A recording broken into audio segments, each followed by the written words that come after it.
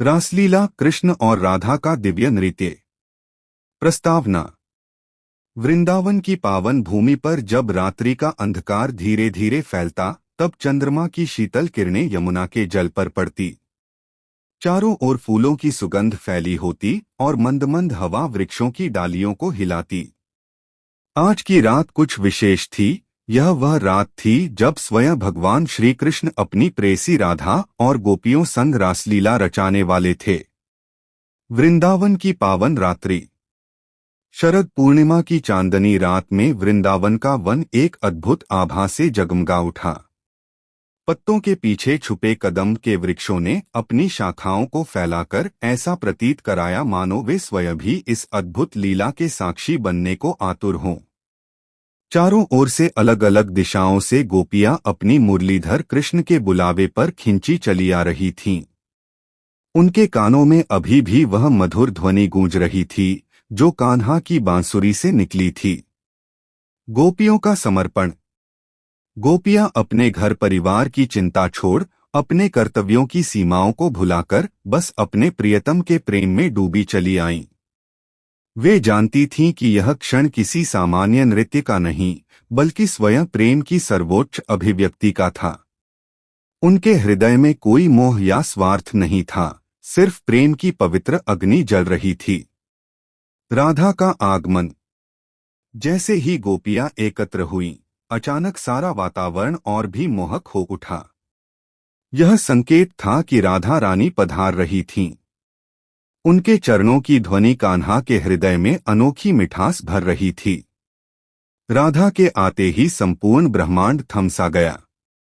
श्री कृष्ण ने जब अपनी प्रियतमा राधा को देखा तो उनके अधरों पर हल्की मुस्कान आ गई। राधा के नेत्रों में प्रेम का अथाह सागर था और उनके समर्पण में संपूर्ण सृष्टि का सार। रासलीला का प्रारंभ। श्री कृष्ण ने अपने करकमलों से बांसुरी उठाई और जैसे ही उन्होंने उसे अधरों पर रखा, पूरा वातावरण एक अलौकिक सुलहरी में डूब गया। बांसुरी की धुन इतनी मधुर थी कि वृक्षों की पत्तियां, यमुना की लहरें, यहाँ तक कि चंद्रमा भी अपने स्थान पर ठहर गया। गोपियों ने नृत्य प्रारंभ किया। चारों ओर प्रेम की अविरल धारा बहने लगी। राधा और कृष्ण केंद्र में थे और उनके चारों ओर गोपियां आनंदित होकर नृत्य कर रही थीं। ऐसा प्रतीत हो रहा था मानो साक्षात ब्रह्मांड उनके चारों ओर घूम रहा हो। माया का चमत्कार। श्री कृष्ण ने अपनी माया से प्रत्येक गोपी के साथ स्वयं को प्रकट कर दिया।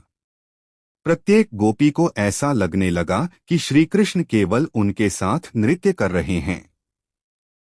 यह कोई साधारण प्रेम नहीं था, यह दिव्यता का चरम रूप था।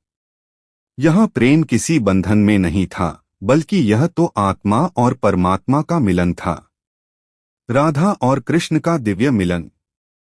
जैसे जैसे नृत्य आगे बढ़ा, श्री कृष्ण और राधा के नेत्रों ने एक दूसरे से जो संवाद किया, उसे कोई शब्दों में नहीं बांध सकता।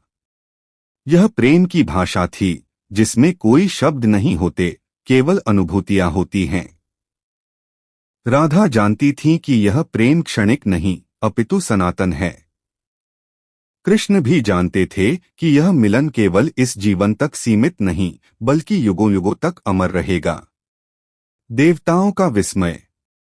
स्वर्ग में बैठे देवता भी इस दिव्य लीला को देखकर विस्मित थे।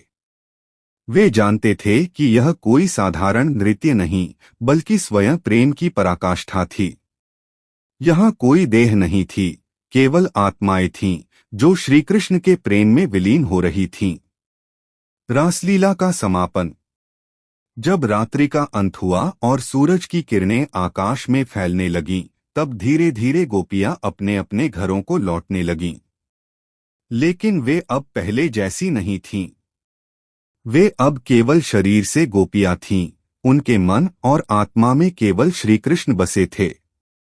राधा भी धीरे धीरे वापस जाने लगीं। श्री कृष्ण ने उन्हें रोककर कहा, राधे, यह रासलीला केवल इस रात तक सीमित नहीं। यह प्रेम युगों युगों तक जीवित रहेगा। जब तक ब्रह्मांड रहेगा, तब तक हमारे प्रेम की गाथा गूंजती रहेगी।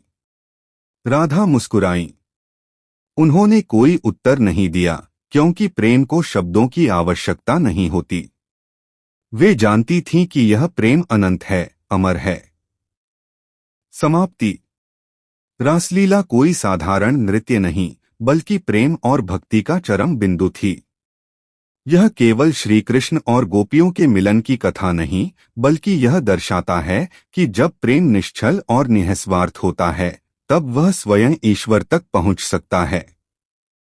आज भी वृंदावन की हवाओं में उस रात की गूंज सुनाई देती है। हर कण में वह प्रेम व्याप्त है, और हर भक्त जब श्री कृष्ण का स्मरण करता है तो वह उसी रासलीला का हिस्सा बन जाता है। दोस्तों, क्या आपको ये कहानी पसंद आई? अगर पसंद आई है तो शेयर, लाइक और सब्सक्राइब और कमेंट करना मत भूलना।